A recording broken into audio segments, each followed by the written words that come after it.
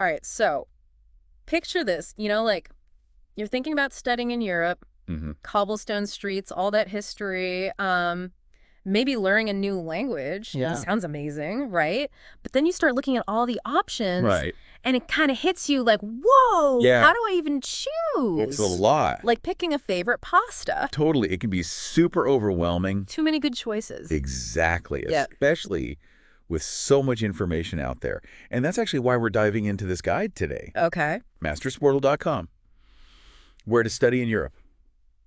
Love that. It's kind of think of it as your study abroad, like Roadmap or Yeah. Navigator or something. Okay, I love that. So Europe, why is it such a magnet for students? Right. We all know it's got the history, the culture, the Of food, course. Yeah. but academically, what makes it stand out? Well, I think a big thing is the Bologna process. Okay. And, you know, most people think it's just about like standardizing degrees, making sure everything's equivalent across Europe. But it's more than that. It's really created a system that benefits students. Okay. You know, you've got credit transfer. Right. Moving between countries is easier. And it's really focused on making your degree valuable wherever you go after. So it's not just getting a degree in Europe, but a degree that works globally. Absolutely. That's pretty strategic, It is. especially if you're thinking long-term career and all that. Exactly. So standout universities, the guide uses this thing called the meta ranking. Yes. It combines other global rankings. Right. So you're not just looking at one perspective. Smart. Yeah. Okay, what is the meta ranking telling us? Well, first off, the UK is still a powerhouse. Oh, sure. Oxford and Cambridge, top 2 spots. Of course. But what's interesting is it highlights places that are the best Okay. for specific fields, like ETH, Zurich, Switzerland, consistently top for science and technology. So not just finding a good university, but the best fit for you. Right, exactly. Like you want to be the next tech genius. Switzerland? Maybe. Potentially. Rankings are a good start, but let's be real, cost of living, Yeah. London, Paris. It's tough. Not exactly student budget friendly. Right. I mean, it depends on your lifestyle, obviously. Right. But yeah, those big hubs, they can be expensive. This is where the guides breakdown by country is helpful, right? It's so multiple. Because they highlight if you want top universities and affordability, you might look at Central or Eastern Europe more. Yeah, it's a good balance. So you could have the best of both worlds, a great education, without, giving up your daily cappuccino or whatever. Exactly. Okay, so what countries are we talking about specifically? Well, they have this whole section. It's called Matching Your Passion Okay. with the Perfect Country. Hi. For example, interdisciplinary studies, Okay. combining different fields. That's the UK. They're known for that. Makes sense. Yeah, they've always been kind of like the pioneers. Yeah. Okay. What about other specialties, other countries? Well, let's say you're all about tech, innovation, that kind of thing. Germany could be your spot. Strong engineering tradition. Right. Tons of industry partnerships. So you're not just learning theory. Oh, interesting. You're plugged into what's actually happening. Okay, so Germany's applying your knowledge.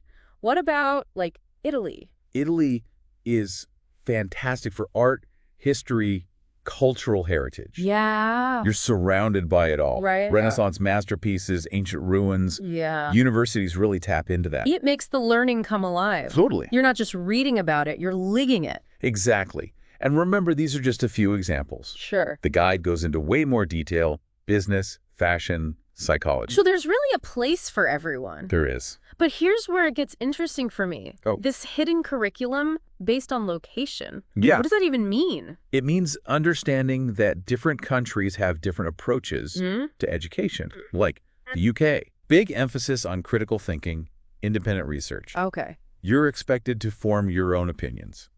So it's not just memorizing facts. Not at all. It's more about the analysis. Yeah, that analytical mindset. What about, like, Germany? How does that compare? Germany, along with Switzerland often, Right. it's a more structured approach. Uh-huh. Research-focused, Okay. still rigorous, but a lot of emphasis on precision, Hmm. data analysis, building on existing knowledge. So two sides of the same coin, right? Critical thinking versus in-depth research, both valuable but different. Absolutely. Appealing to different types of learners. It's not just the classroom style, though, right? The guide mentions Oh, yeah. location impacting things in other ways. Right. Give me an example. Sure. They highlight being in London. Yeah. It opens doors to internships, finance, media. Yeah. or studying ancient history in Greece. Oh, wow. You can walk through the ruins you're studying. The whole country becomes your classroom. Exactly. Ah. As a whole other dimension. So for someone thinking about Europe, it's not just picking a program. Well, It's picking a place that shapes your whole experience. that's it. What kind of environment do you think you'd thrive in? Right. What opportunities outside the classroom matter to you? All things to consider. Absolutely. It's a big decision. Okay, so we've talked about the why of studying in Europe, the unique academic culture, the global recognition of degrees, and of course, the chance to immerse yourself in these different countries. But let's get down to the nitty-gritty here. Affordability. Because let's face it, most of us aren't exactly rolling in euros. Yeah, you'd be surprised, though. The guide actually debunks some myths about the cost of studying in Europe. For example, while Western Europe can be generally more expensive, countries like Austria and Italy offer surprisingly affordable tuition fees compared to, say, the UK. Hold on. Affordable tuition in Italy. The land of pasta and breathtaking architecture. Tell me more. Well, think about it. The University of Vienna, it's consistently ranked as one of the best in the world. But the tuition fees are shockingly low, especially for international students. Or the University of Pisa, famous for its leaning tower, but also for its strong programs in engineering and computer science, all at a very reasonable cost. This is changing my whole perception of studying in Europe. So it's not just about picking the cheapest country, it's about doing your research and finding those hidden gems that offer both quality and affordability. Speaking of hidden gems, the guide mentioned something about free tuition. Ah, yes, the holy grail of higher education. It's true, certain countries offer free tuition at public universities, even for international students. Germany's a big one, especially for undergraduate degrees. You essentially just pay a small administrative fee each semester, which is nothing compared to what you'd pay elsewhere. Okay, I'm officially adding Germany to my list. Free tuition and amazing beer gardens. Sign me up. But what about after graduation? Can you just stay in Europe and get a job? It's definitely possible, but it does require some planning. The guide stresses the importance of understanding visa rules, which can vary quite a bit from country to country. So it's not a one-size-fits-all situation. You can't just assume you'll automatically be allowed to work after you graduate. Exactly. For example, Germany offers an 18-month post-study work visa, which gives you time to find a job related to your field of study. The UK has something similar called the graduate route, which allows bachelor's and master's graduates to stay for 2 years and PhD graduates for 3 years to look for work. So there are pathways to staying in Europe long-term. You just need to be strategic about it. What about actually finding a job? Does the guide offer any advice on that front? They highlight the importance of focusing on countries with strong job prospects in your specific field. So if you're a tech whiz, Germany's a no-brainer. Their tech industry is booming and constantly looking for talent. The Netherlands is another great option, especially for those interested in startups and innovation. I'm sensing a theme here. Germany is the place to be for tech-minded folks. But what if your interests lie elsewhere? Well, Scandinavia is known for its strong focus on sustainability, life sciences, and fintech. They also offer high salaries and great job security, which is a big plus. And don't forget about the service industries, which are huge in countries like the UK. There are tons of opportunities in hospitality, retail business administration, and finance. So it's not just about STEM fields. There's a diverse range of career paths available depending on your skills and interests. It sounds like the key is to do your research and figure out which countries have the most demand for what you want to do. Exactly. And remember, even within a country, different cities might specialize in certain industries. For instance, London is a global financial hub, while Berlin is known for its creative and tech scene. So it's almost like you're choosing a microenvironment within the broader country. Okay, let's say you figured out your dream country, you found the perfect program, and you're ready to apply. What does the application process look like for European universities? The good news is that most universities have streamlined the process. It's all done online these days, so you don't have to worry about mailing physical copies of everything. You'll usually create an account, fill out the application form, and upload all your documents, transcripts, letters of recommendation, that sort of thing. Okay, so far so good. But what about that dreaded personal statement? Any tips on making yours stand out? The guide emphasizes the importance of authenticity and showcasing your unique voice. Don't just list your accomplishments. Tell a story. Share your motivations for studying in Europe and explain why this particular program is the perfect fit for you. So it's not just about what you've done, it's about who you are and what you're passionate about. Makes sense. What about language requirements? Do you have to be fluent in the local language to study in Europe? Not necessarily. Mastersportal.com actually lists over 34,000 English-taught degrees in Europe. So even if you don't speak French, German, or Italian, you can still find amazing programs. That's a relief. I always thought language would be a major barrier, so English is becoming more and more common in European higher education. Absolutely. Especially at the master's level, you'll find tons of courses taught entirely in English. Countries like the Netherlands, Germany, Sweden, and Finland are known for having a wide range of English-taught programs. It's amazing how accessible European education is becoming for international students. When we think about studying in Europe, it's easy to get caught up in the modern aspects, the rankings, the job opportunities, the English taught programs. But let's not forget about the incredible history of European universities. Ah, yes, Europe is practically a living museum of academic tradition. The University of Bologna in Italy, founded in 1088, is considered the oldest continuously operating university in the world. Imagine walking those same halls as scholars did centuries ago. That's mind-blowing. Talk about feeling connected to a legacy of knowledge. Are there any other universities with that kind of historical significance? The University of Oxford in the UK, established in 1096, is another one. And the University of Salamanca in Spain, founded in 1134, is also among the oldest and most prestigious in the world. Wow, by studying in Europe, you're not just getting an education, you're stepping into a long and fascinating history of intellectual pursuit.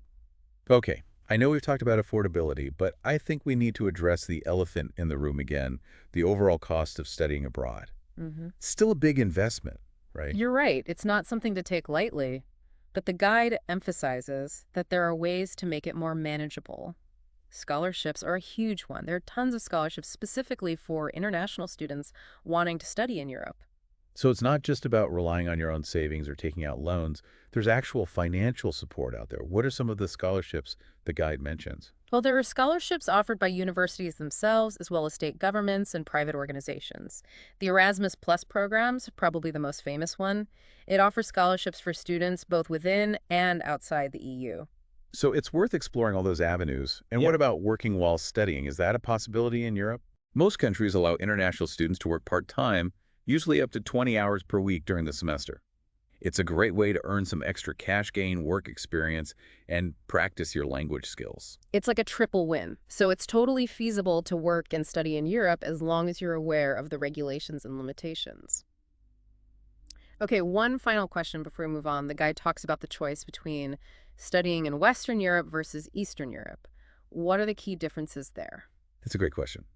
Western Europe, with countries like the UK, France, and Germany, is known for its prestigious universities and diverse student bodies.